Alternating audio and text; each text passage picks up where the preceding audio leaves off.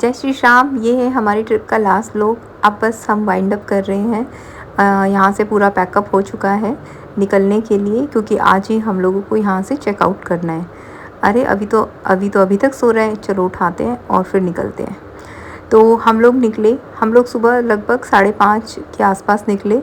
तो हमने देखा स्कूल के स्टूडेंट्स अब भी खड़े हैं। मतलब इनके यहाँ शिफ्ट ही समझ नहीं आती है कि यहाँ पे 6 बजे भी बच्चे निकलते हुए नज़र आते हैं। और ये बड़े बच्चे जो हैं, ये आई थिंक 9 to 12 के स्टूडेंट्स हैं, जो 5:30 बजे भी स्कूल जा रहे हैं।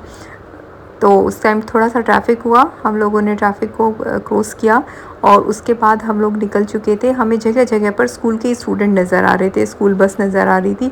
बहुत अच्छा व्यू था। हमें लगा थोड़ा टाइम से निकलेंगे तो थोड़ा जल्दी यहाँ से निकल जाएंगे, क्योंकि पूरा मार्केट एरिया था।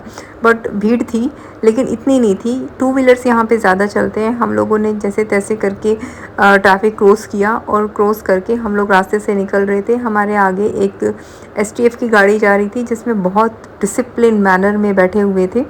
हम लोगों ने उन्हें क्रॉस किया और हम आगे निकले। आगे पहाड़ थे, व्यू बहुत अच्छा लग रहा था। फिर देखा हमने एक जगह पर पूरा ग्रीनरी आ गया, और ग्रीनरी को क्रॉस करते हम लोग आगे धीरे धीरे हम लोग बढ़ने लगे।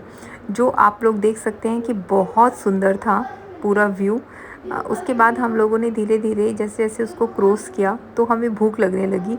तो हमने सोचा कि एक रेस्टोरेंट में खा लेते हैं। हम बहुत नॉर्मल थे, पर देखा सुबह सुबह भी विस्की बियर सब इस तरीके से रिप्रेजेंट करते हैं ये।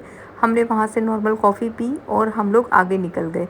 फिर हम लोग फाइनली नेपाल बॉर्डर पर पहुँच गए, जहाँ पर हमने चेकआउट करना था। हमने वहाँ पे अपने करेंसी थोड़ी बहुत जो थी वो चेंज कराई और हम लोगों ने इंडिया में एंटर कर लिया।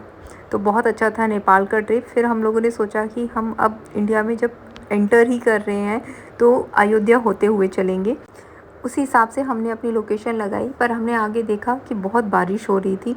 बारिश लगभग बहुत तेज़ थी। हमें लगा कि हम लोगों को कहीं पे रुक जाना चाहिए, क्योंकि बारिश रुक ही नहीं रही थी और ना ही आगे कुछ दिख रहा था। पर जैसे जैसे हम आगे पहुँचे 2 किलोमीटर पर जाते ही बारिश बिल्कुल बंद हो गई, और आगे गए तो बारिश थी ही नहीं।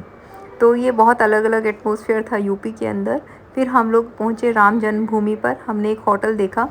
वो होटल हम लोगों ने थोड़ा बहुत देखा, लेकिन इतना अच्छा नहीं लगा हमें, क्योंकि हमें सेफ्टी पर्पज़ से वो ठीक नहीं लगा। ग्राउंड फ्लोर पर था और बहुत ही बड़ा था, जिसमें फैमिली ज़्यादा दिख नहीं रही थी। हम लोगों ने बस वहाँ पे होटल वो देखा, थोड़ा डिस्कशन किया और फिर फाइनली हम लोगों ने उस होटल को रिजेक्ट कर दिया। और रिजेक्ट करने के बाद हम लोग आगे निकल गए। फिर हमने थोड़ा और ढूंढा होटल, तो फिर हमें जाके एक होटल मिला। तो रात में एक जगह स्टे करने के बाद हम लोग निकल गए थे राम मंदिर की ओर।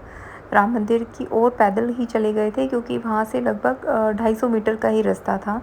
तो हम लोगों ने चलना स्टार्ट किया। हमने देखा राम मंदिर में बहुत भीड़ थी। हालांकि हम लोग सुबह 7 बजे वहाँ पहुँच गए थे, लेकिन फिर भी बहुत लोग थे, बहुत श्रद्धालु आए हुए थे। इधर साइड में कुछ लोग इंटरव्यूज़ ले रहे थे कुछ लोगों का। तो हम लोगों ने एंटर किया धीरे धीरे, और लाइन बहुत लंबी थी, लेकिन बहुत चलती हुई लाइन थी, भीड़ बहुत ज़्यादा नहीं थी। तो हम लोगों ने धीरे धीरे आगे एंटर किया, और फ़ोन मेरे पास था, बाकी और हम लोग कुछ एक्स्ट्रा चीज़ें नहीं लेकर आए थे, क्योंकि यहाँ पर चोरी होने का ज़्यादा खतरा था। तो हम लोगों ने जूते चप्पल जो था वो हमने रख दिए, और उसके बाद हमने अपना फ़ोन भी सबमिट कराना पड़ा, क्योंकि अंदर फ़ोन ले जाना बिल्कुल भी अलाउ नहीं था। बाद में हम लोगों ने अपना फ़ोन लिया और उसके बाद थोड़ा बहुत वहाँ से प्रसाद ख़रीदा। बहुत भीड़ थी। सुबह 8:15 ही हो गए थे हम लोगों को निकलते निकलते, फिर भी बहुत ज़्यादा भीड़ थी। हम लोग भीड़ को क्रॉस करते हुए निकल रहे थे। जितना थोड़ा बहुत मैं उसमें फ़ोन लेने के बाद मैं देख सकी, उतना ही मैंने व्लॉग में लिया। बहुत थक चुके थे, तो रास्ते में फिर हम लोगों ने लंच करने के बारे में सोचा कि थोड़ा बहुत लंच कर लेते हैं, क्योंकि बहुत देर से चले हुए थे।